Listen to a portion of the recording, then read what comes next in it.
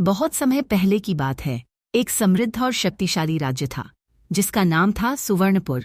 इस राज्य के राजा महाराज वीरेंद्र एक साहसी और बुद्धिमान शासक थे। राज्य की प्रजा उन पर गर्व करती थी, लेकिन राजमहल के भीतर एक रहस्य छिपा हुआ था जिसे कोई नहीं जानता था। अचानक कमरे में अंधेरा छा गया और एक डरावनी आवाज गूंजने लगी, जो इस खजाने को छूने आए हैं उन्हें पहले मेरी परीक्षा पास करनी होगी। यह आवाज किसी भूत की थी जिसने उन्हें चुनौती दी।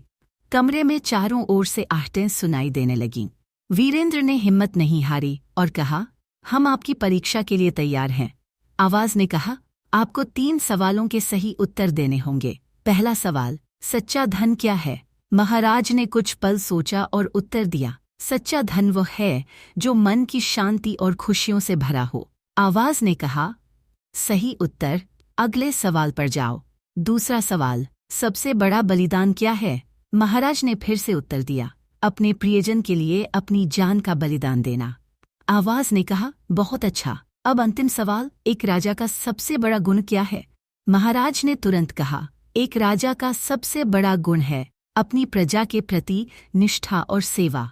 आवाज ने कहा, तुमने मेरी परीक्षा पास कर ली है, अब खजाना तुम्हारा है।